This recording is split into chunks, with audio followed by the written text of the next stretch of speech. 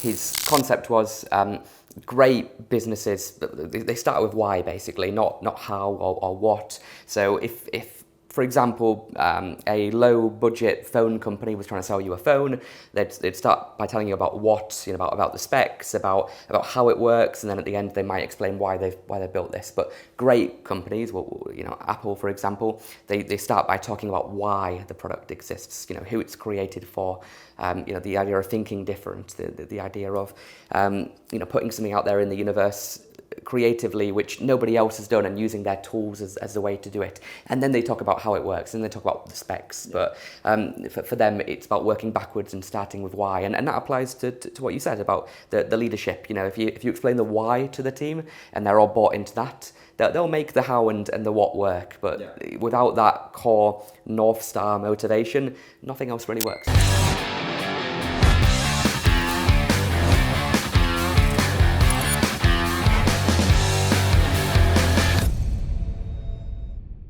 Mitch, thanks for joining me on the podcast. No worries, thanks for having me. Awesome. So, you sold your first company, Jason Who Is, when you were just 19 years old. Yeah, that's correct. Which is pretty crazy, right? Yeah. Tell me just a little bit about, I guess, the origin story of you into entrepreneurship, and I guess how that journey happened with the first business. Yeah, I mean, my journey into entrepreneurship kind of started when I was super young, about 12 years old is when I first started coding, really with no intention of making money. I mean, I was 12 years old, I was just doing it for fun. In fact, I think the first thing I ever built was like an illegal video streaming thing. Obviously at the time I thought it was great, watch Family Guy when my mum's not watching, etc. But that kind of just got me really excited about the whole thing and started learning more and more. And then when I turned about 16 is when my interest in business kind of came through as well. So I started selling things on eBay, selling things on Gumtree, things that I would like import from China, from AliExpress, and then sell online. And now that's like a massive thing. Everyone's doing it. It's like all the YouTubers are talking about it. Dropshipping style stuff. Yeah, and I was doing that super early on. But then I kind of came to the conclusion that, I'm interested in coding. I want to build stuff. I want to build software. Why don't I make a business out of that? So that's what I started trying to do. Started trying to build various different things, and then ended up kind of stumbling across domain valuations. That was kind of a niche that I fell into for some reason. And when I went to build something in that niche, I realized I couldn't get the data for the domain names. So I ended up building this piece of software called Jason Who Is, which basically aggregates all the domain name data. So who is who owns the domain name, where do they live, what's their phone number. You need that information in order to contact the person, to buy the domain, etc. So the software aggregated it and then sold it to cybersecurity firms, marketing firms, whoever might be interested in that data set. And yeah, did that for about 2 years. Started it when I was like 17, 18, and then sold it when I was about 19, 20, around that period, yeah. Awesome, man. And that was like getting the first one out of the way, because then you moved on to a slightly bigger one afterwards, well a much bigger one afterwards. So you co-founded Fanbytes with Timo, who's been on the pod before, and that obviously sold for tens of millions, eight figures in your 20s, which is, life-changing, obviously. Yeah. Much more exciting than the first one, but, still really, really cool. Tell me a little bit about the second exit and that journey. Well, there's a lot to say about that one. I met Tim kind of whilst I was still running the first business, actually, and he kind of came to me. They'd already started doing some stuff with influencers. They were kind of selling like T-shirts and one-off experiences and stuff, and they were wanting to build a platform and make like a Facebook ads for influencer marketing. That was the idea we were going with. And so obviously they wanted a tech guy on board, hence why I joined like the founding team. And that was a super different journey to what I was doing with Jason Who Is, which was just myself on my own, in my dorm room at university, just hacking away and dealing with customer inquiries, dealing with sales, dealing with everything, to then moving to a business where the goal was not, make a few $100,000 a year, it was make millions, tens of millions a year. Completely different mindset. You go out and you raise money for it, you hire people, all of these new experiences, which was amazing. And we were doing it, we were all early 20s when we were doing it. So none of us really knew what was going on. And man, we made a lot of mistakes and probably caused a lot more headaches than we needed for ourselves. But the whole experience was amazing. And I think that was like six and a half years we were doing that. And then, the exit process was kind of a whole nother learning curve as well. But it was amazing. Really enjoyed the journey. Amazing. And now on to hopefully the hat trick, the third one with Searchland. Yeah, so Searchland, that is kind of born out of a personal interest in property. So alongside Fanbytes, like after the sale of Jason Who Is, obviously I had a bit of cash to play with. My dad, his initial response was buy property. Like that was what he knew, that's what he's always done. So that's what I started doing, buying some properties, renting them out, buying rundown properties, renovating them, renting them as HMOs, etc. And I was always doing that, really interested in it. So when we were coming to sell Fanbytes, I was like, right, what am I going to do next? I don't feel like I want to stop yet. And Searchland is kind of a platform to help developers find off-market opportunities. So if you're looking to build, probably bigger than what I was building previously, if you're looking to build 5 units, you need to find a blank plot of land, and it needs to have planning permission or the ability to get planning permission on it. How do you find that? Well, you need all the data. So we brought all the data into a platform, allow you to search and filter it in whatever way you need in order to find those sites. So what are you doing differently this time around as opposed to first time or second time founder? Because there's probably, you mentioned you've made hundreds of mistakes and you've learned from those and hopefully not making the same mistakes again in the new venture. So if you could go back to yourself when you were 18, 19 and running the first business, what do you wish you knew? What would you tell yourself? I think part of it is being a lot more intentional and knowing what the outcome will be when you do a certain action. So with Searchland, for example, we were super intentional about we're not going to raise money straight away. We're going to build this MVP to this certain point, and then we're going to start looking for funding. Yeah. Whereas with Fanbytes, we got a bit caught up in the idea of like, oh, let's raise money. It's a cool idea. It's fun. It's exciting. And I think that at times we lost focus on, right, let's build a genuine product that has real market fit and is proven. Obviously it worked out in the end, but we're much more intentional at Searchland. And I think that when it comes to actually building the team, once you've been around the block of hiring people, firing people, realizing what to look for basically in the early days, that process just becomes so much quicker. So from zero to, from the 4 of us, the 4 founders in Searchland, from the 4 of us to 10 was way smoother, way easier. We could hire someone and know with a relative degree of certainty that they're going to be good. We actually know what the role names mean. When we were at Fanbytes, we didn't know what the role names were. We were kind of making stuff up, which I think is actually a terrible thing to do. When you're running a company and you put out, unless it's a super niche role that you're trying to be special with, if it's just a sales role and you put out some fancy job title that no one understands, you're not going to get the best applicants because they're not looking for that job role. Business development, unicorn, ninja. Yeah, exactly, things like that.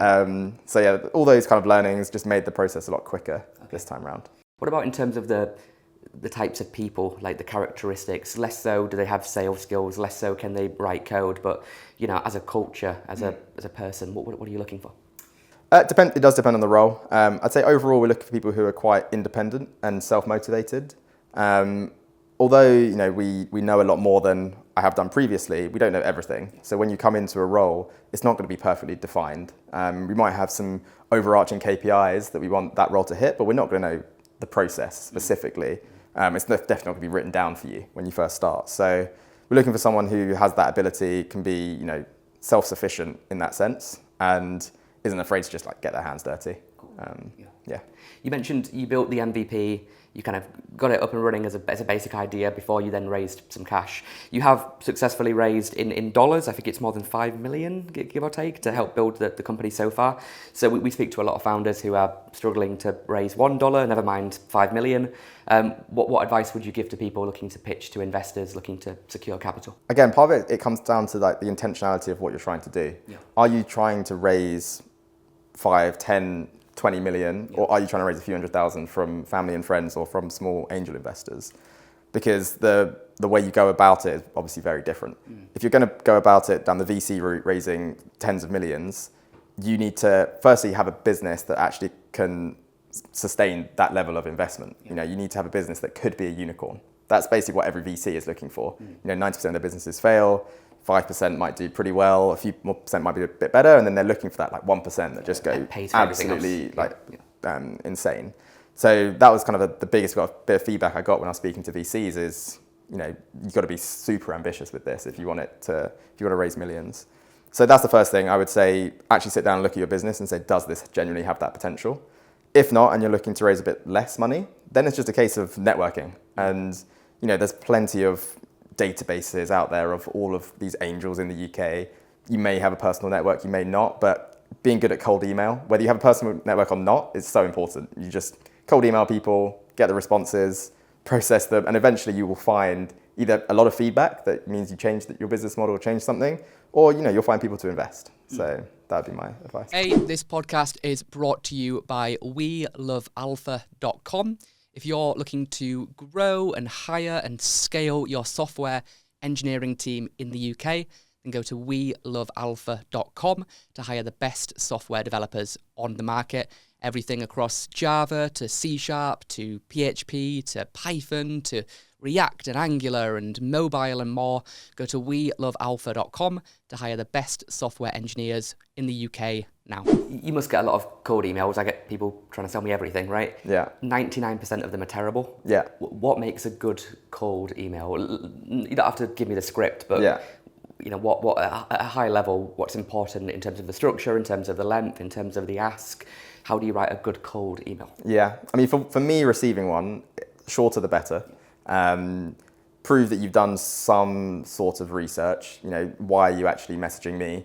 I get messages still saying, hey, I'm a tech recruiter. Sure. And I'm not the CTO of this company. So, I'm not really the person you're speaking to. So do that research, make it relevant, and then just give me like a reason, give me some value of why I'd want to speak to you. It doesn't have to be extreme, you don't have to go over the top, but just like some level of, hey, we're both in this space, I've seen you're interested in this from your website, I'd love to have a chat to you about how I can help with whatever, XYZ.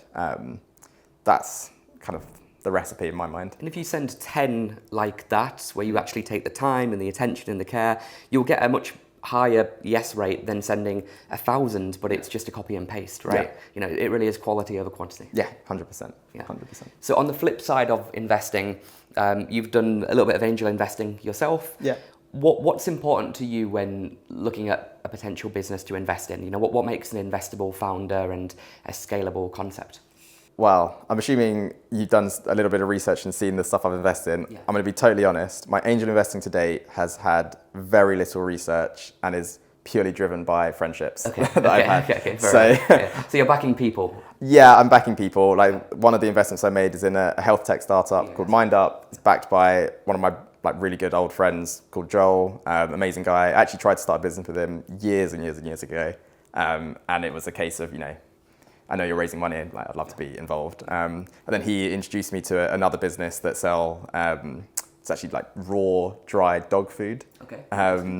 And he kind of sold that to me as well. So to be honest, my angel investing hasn't been very tactical. But it's a good way to do it. Like, if you believe in somebody, then the founder can make it work even in a bad product or a bad market. So, it's better if it's a good product and a good market, but at the end of the day, the founder is the one who makes it happen.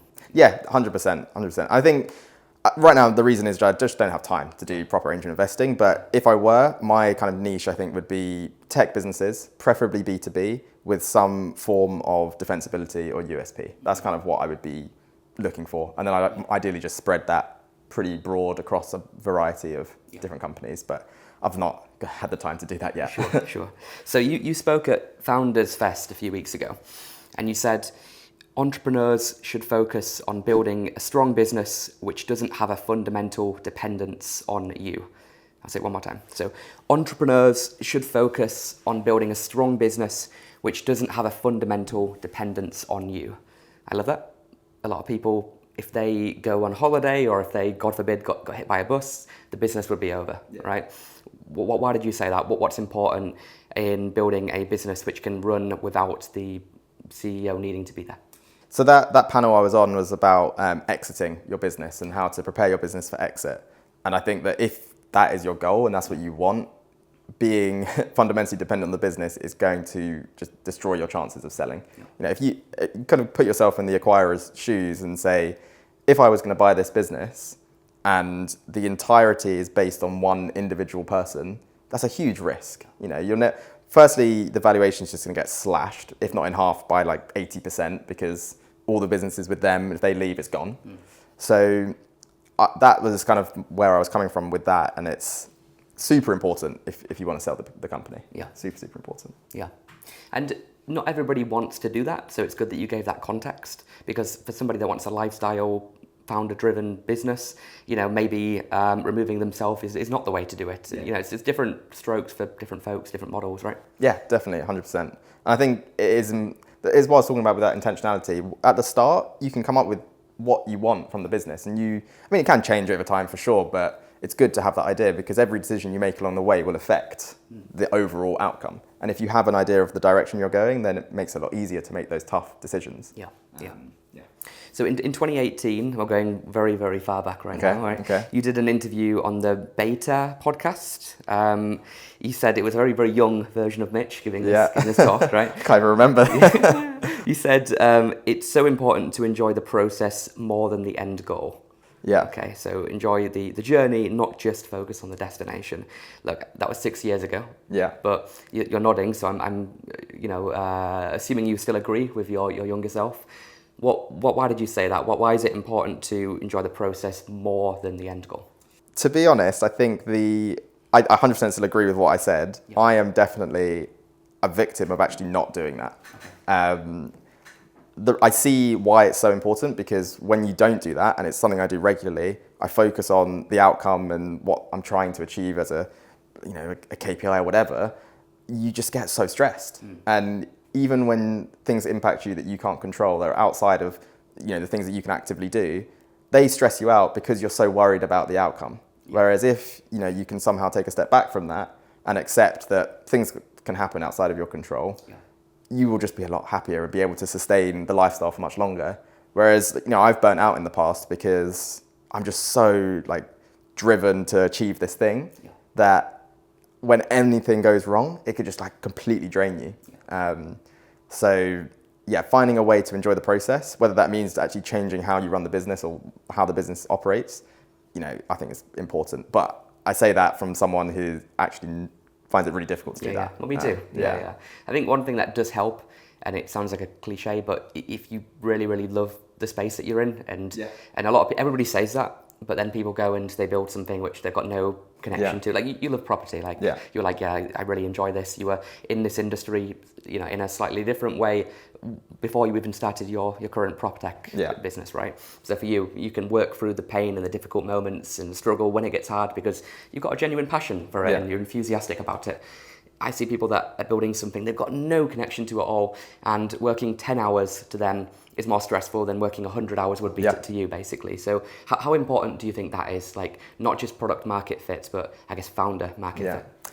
I think early on in your founder journey, it's really important. I think that when you first start out, a lot of it is coming from self-motivation, and you have to be able to block out all the noise and just enjoy working on that thing. And that's so easy if you genuinely enjoy it. I think that as your founder journey goes on, you start to learn more about building companies and how the whole process works. You can genuinely become so passionate and love that the actual subject matter matters less. I'm not saying you should go out and start something that has absolutely no relevance to you. I'm talking about once you've had an exit, or once you've been through the full cycle of a journey, and then you can just spot an opportunity. I think you can just get excited about the fact that it's an opportunity. That's kind of my I get it. Especially if you've been through the process before, from inception to exit, because you understand it's like a formula at that point. Here's what you've got to do, here's how you build it, here's how you sell it, here's how you exit it. Whereas a first time founder, they probably would have a lot more success building something that they know and love and are engaged in. But I get it. At a certain point, you can love the game of building rather than loving the fintech app or the health tech API or whatever it is. Yeah, exactly. And it definitely helps when you have to do learning outside of the topic. For example, in Searchland with property, the amount of legislation and laws and just stuff that you have to learn and different terms and ideologies and all these things, it helps if you care. But once you have been through a journey before, you can hire in expertise. And once you're good at hiring, you know how to do that. But if you try and hire in expertise early on in your journey, you'll probably mess it up. Sure. Yeah. What should you delegate as a founder then? Because we've talked about hiring a few times then, and I personally like to double down on the stuff that I'm really good at, and then the stuff that I'm bad at, I don't try to to become a little bit better at, usually I just get somebody else that's world class in that area, and if they're good and I can trust them, then I can like leave them alone to get on with it basically. But some people have completely different approaches to this, right? But when it comes to delegating, when you're looking at tasks, how do you decide if this should be a Mitch task or if you should hire somebody or delegate it? So I would say I actually delegate a lot. Early on, I mean, there's 4 founders, so it was easy to divvy up a lot of the roles. So I've actually only ever been on 2 sales calls or 3 sales calls or something for Searchland. So I delegated that super early on. I would take all the learnings that we were getting from customers, but I wasn't actively on the calls. I was building the platform because, that's my expertise. That's what I'm really good at. And I think it's actually really difficult for me to say what you should and shouldn't delegate. I think that I kind of go by if I don't enjoy it, I'm probably going to delegate it. So similar to me, I suppose. Yeah, if I don't enjoy it, I'll probably delegate it. And except for situations where I deem it so important for the business that I have to be hands-on here. So hiring is an example. Not every role now I'm not involved in, but there are certain hires where I'm going to be really involved in this hire because I can see why it's going to impact the business. One, if we do it right, and one, if we do it wrong. So it's driven partly by enjoyment and partly by the kind of importance of the task. And it's so true on hiring, especially with the early team. How many people have you got right now? 35, 36. Okay, like so it's getting to the point where it's probably quite challenging for you to be on every single recruiting interview. I mean, that would be possible, but at least the final stages and for leadership type roles, because the people that you're hiring right now, in a couple of years, they'll be hiring people themselves. And if you don't get the right domino there to begin with, then it's just going to have a knock-on effect and you'll have the wrong domino 10 people down the line, right? And it becomes, like Steve Jobs said, a very small team of A players can run circles around a huge team of B players or C players. And if you hire B players, then they start to hire C players and vice versa. You've got to be very, very selective, don't you, about who you let in, especially in the first handful of people. Yeah, definitely. I think that something we're going to go through at Searchland, which we haven't done yet, is putting that structure in place of what makes a good employee. We haven't really done our values properly. We haven't needed to up until this point. It's all been me or the other founders kind of just being there and being present, and people will follow our lead. Yeah, you are the values. Exactly. But I can see that as we're expanding, and the same thing happened at Fanbytes, once, I think it's actually around the size we are now, when you start getting bigger, you don't have a direct relationship with every single employee. It's just impossible. So you need to start putting a bit more structure in place, and that helps later down the line when you're doing the hiring. People have a framework. Do they meet this criteria of values, or could they meet these criteria of values? And that helps. Cool. I'll give you some examples that we've helped put in place for companies on cool.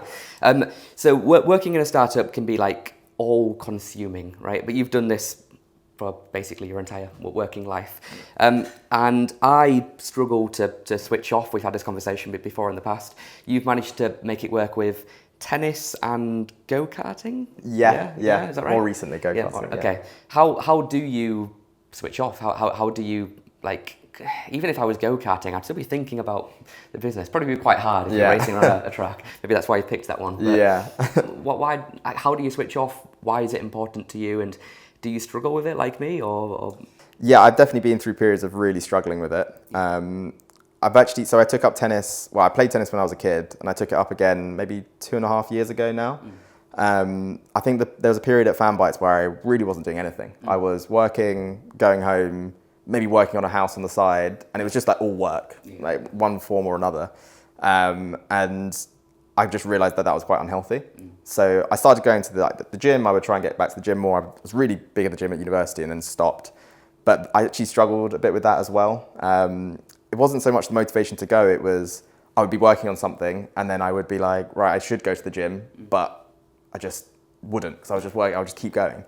So I've got better at that now, but also with tennis, it's a structured group session that I go to twice a week and I enjoy it. And when I'm playing, I genuinely don't think about anything else. So that makes it amazing, and I can't wait to get there at certain times. And similar with go-karting or racing a car, all those things, they're just so mentally consuming that you cannot think about other stuff. I don't know if that's necessarily healthy, because I'm just trying to fill my brain so I can't possibly think about anything else. I should probably try and actually detach and have some downtime, but it's working so far. I love how your answer to having downtime was put stuff in the calendar that you'll actually attend and go to. Yeah. But it's true. I'm saying if it's not in the calendar, it's probably not going to happen. And people need to.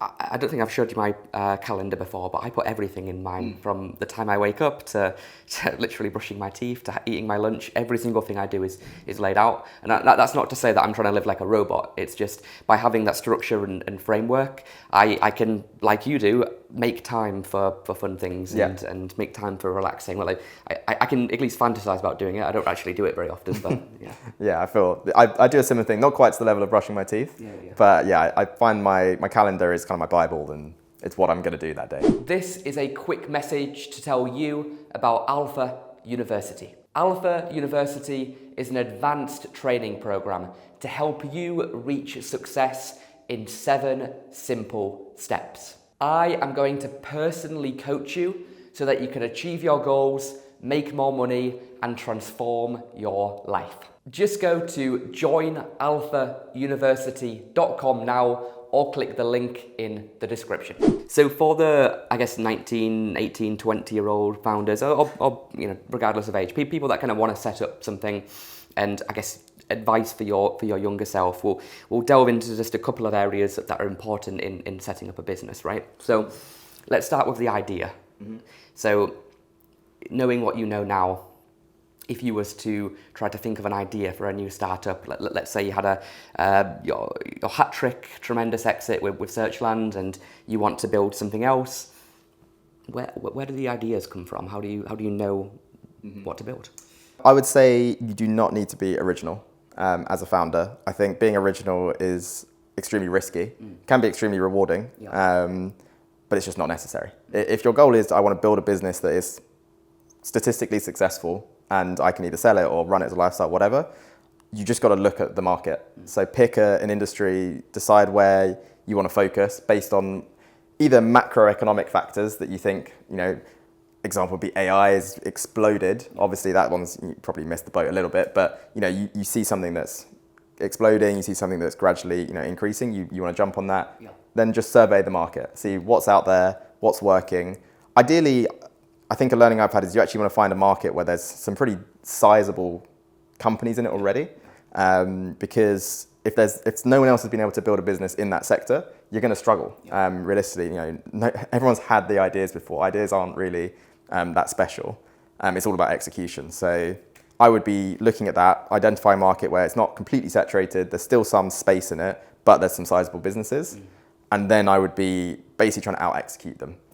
Study their products, study their services, whatever they do, find out what they're missing. Are they missing a particular niche within that sector? Are they not offering a certain service that they should be offering? Does their product not quite do what you would want it to do? All these kind of things, I'd write a big long list of what it is that you can compete with them on. And then I would just be really intentional about your MVP and be like, this is the area of their product that's lacking. I'm going to build a product that just fixes this little bit of it. And I can almost guarantee your success rate will be double, if not more, than a founder who goes, I'd love to create the first, I can't even think of the idea, this original idea, the first flying car, whatever it is. I literally thought of the same thing. Really, that original thinking is just really risky. And I feel like for your first time as an early founder, you just don't do it. Yeah, and you're spot on. If it's a big new idea, I guarantee somebody's tried it. And somebody probably more capitalized than you, with more sector experience than you. And if they haven't been able to make it work, I mean, YC has a few ideas, I think they call them tarmac ideas, where it's like these ideas that everybody has tried, but nobody's ever managed to make them work. I think the most famous example is like Yelp, but for friends.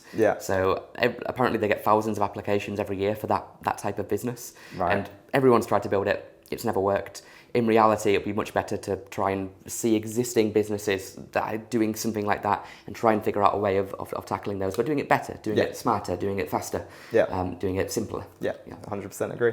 Okay, so they've got the idea, which isn't that important. You can go to ChatGPT and get the idea. It's about the execution, right? You gave a bit of an overview there, but how does one turn that idea into a reality when they're building it? How how basic can the MVP be before you can raise money? Like, I know a lot of people that just raise it on the back of a napkin and an idea, but it is always better if you can have a demo and at least something that you can show people. How much work do you actually have to put into the MVP? You know, how do you get going on the early building days? It really does depend what product you're building. Just because it's my world, I'm going to focus on you're building a platform, a tech platform that does something, whether it's B2B, B2C, whatever, it's a tech platform. I think that depending on your level of experience with can you code, can you build this MVP yourself, or do you need money to even get started building it?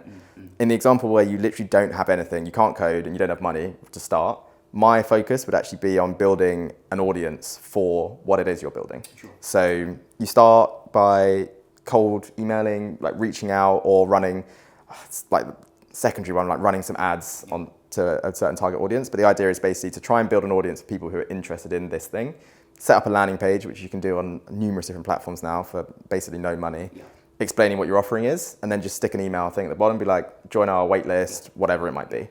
You start building that and getting enough traction on that, you'll be able to raise investment off the back of that for sure. And that is pretty much no money down. So I think actually early days, I might be wrong on this, but I seem to remember very, very early getting a Monzo waitlist email, like really, really early before they launched.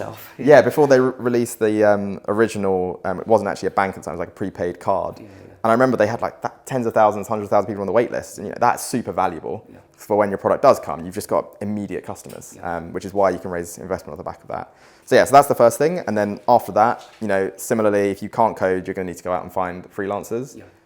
It's difficult, it's harder to do, which is why a lot of investors prefer technical founders to be involved. But fundamentally, all you need to do with that is meet the requirement of the offering you're trying to go for. So if you're trying to fix this one individual problem, you don't necessarily have to build everything that you could possibly want for that product. You just need to focus on that little niche and start getting some traction on it. And then you can gradually add more and more. So generally, the idea is to do as little as possible. A good example is actually MindUp, the company I invested in. Joel's not technical, and they built the entire business off-the-shelf tech scheduling platforms. They basically help you book a therapist or a life coach, whatever, through work. And I think that was just an off-the-shelf tool that they could use to launch this platform. So that's what they did. And I think they ran with it up until, they might still be running off of it, to be honest, and doing like millions in ARR off the back of these off-the-shelf $40 a month tools. It's you don't need to necessarily go and build a massive platform all the time. Just build what you need, and if you don't have to build something, don't build it. You might be able to do it off a Trello board. You never know. Yeah. So what about selling it? Because you've raised some money, you've got something, and I appreciate that sales is not what you spend most of your time doing, as you've explained, but you're still good at communicating and presenting and speaking to a group, and building relationships and rapport. But how does one that's never sold anything go out there and take this prototype, take this MVP and start to get customers? As a founder, you actually have a bit of a blessing that it's easier to sell your product as a founder. One, I think people's responses are slightly different to it, and also you know it in and out. So again, it depends what you're trying to build, but my primary go-to would just be to get in front of a customer and talk to them. And you talk to enough customers or potential customers, some of them will definitely sign up, and some of them will give you really valuable feedback. So I think I can't give like a sales course on like how you actually go out and sell it, but fundamentally it's about getting your product in front of people and gathering feedback. That's the first thing, and then after that, once you've got something, you've had enough positive feedback, you start pushing a bit more to close the actual deal and get the sale. A lot of people will definitely give you advice and offerings, etc. But you do kind of want to get, at the end of the day, someone to put money where their mouth is and get them to pay for something. So I would focus on initially gathering feedback, and then pretty quickly be like, right, would you pay for this? What would it take for you to put, how much the product costs on the table for this, and see what people say. Cool. So let's say people have gone out there, they've played the numbers game, they've brought in some cash, and now they are ready to... We've talked about hiring a little bit, so we'll go over that one, and we'll talk about more leadership. So, you've got a decent-sized team right now. What's important when leading them, when managing them, when creating that vision, when getting them inspired and on the bus and built into the journey? Because if they're good, they could kind of go anywhere in theory. Why would they work for you? Why would they get bought into your mission and your story that you're trying to tell? Yeah, I mean, I think a lot of that comes from the passion that you have for what you're building, and getting people to buy into that same passion and excitement that you have. When we were starting Searchland, the passion and the vision that we had was, initially UK domination of the prop tech, like sourcing space. That was our thing. And, when you speak to people, even people who've been at competitors, and you speak about, this is our grand vision for right now and, internationally at some point, people get excited about that kind of stuff. And naturally, if you're joining a young company with ambition, it's going to be more exciting than you're at an old company or even a scale-up at times. So there's kind of some built-in excitement there, and then your ability to sell what the product's going to do is also super important. So yeah, that's kind of how we managed to build excitement. But I don't say we fully rely on that, because also we want to pay market rate. We don't really want to hire people, be like, but you're going to take a bit of a pay cut just because it's exciting. That's why we want to pay market rate. We want people to feel like they don't need to go anywhere else for that kind of stuff. So yeah, that's how we've done it. Big, inspiring, challenge and a real problem to take on. Yeah. But at the same time, compensating people fairly, treating them as they should be, and exactly. so on. And I think the other thing that I'm really big on is transparency. I know other companies have issues with sharing numbers and stuff with employees, but from my experience, it motivates them a lot. We do a quarterly presentation, and I'll run through all of our sales figures, our conversion rates, our churn, whatever it might be. And I get numerous messages at the end of that saying like, thanks, this is amazing. I've never been in a presentation like that from a company before. It's super inspiring, it's exciting, all that kind of stuff. And it gets people bought in. A lot of it can sit with the founders, and the founders are all really bought in, but then they don't share any of the stuff they're thinking about, or the thoughts with the rest of the team. So the rest of the team are just like working away and doing their thing without really understanding what they're doing it for. So that's my other big thing. Yeah, the book Start With Why by Simon Sinek. I've not read it. Okay, have you heard of it? I've not even heard of it. Okay, so Start With Why, it's an amazing book, and his concept was great businesses, they start with why, basically, not how or what. So if for example, a low-budget phone company was trying to sell you a phone, they'd start by telling you about what, about the specs, about how it works, and then at the end they might explain why they built this. But great companies, Apple, for example, they start by talking about why the product exists, who it's created for, the idea of thinking different, the idea of putting something out there in the universe creatively, which nobody else has done, and using their tools as a way to do it. And then they talk about how it works, and they talk about the specs. But for them, it's about working backwards and starting with why. And that applies to what you said about the leadership. If you explain the why to the team, and they're all bought into that, they'll make the how and the what work. But without that core North Star motivation, nothing else really works. Yeah, 100% agree. Yeah. 100%. Cool. So, mate, thanks for the education and lessons into building startups. For people that have enjoyed and they want to check out your current project, what's the best website to go to? It's searchland.co.uk, and you can see everything about it. Awesome. And then on LinkedIn would be the best place to find you? Yeah, LinkedIn, Mitchell Fasanya. Just drop me a connection request or a message. I'll happily answer. Cool. Amazing. Awesome. Thank you very much. Hey, thanks for watching this podcast. Make sure that you like, subscribe, follow, comment, etc., etc. And I'll see you in the next episode.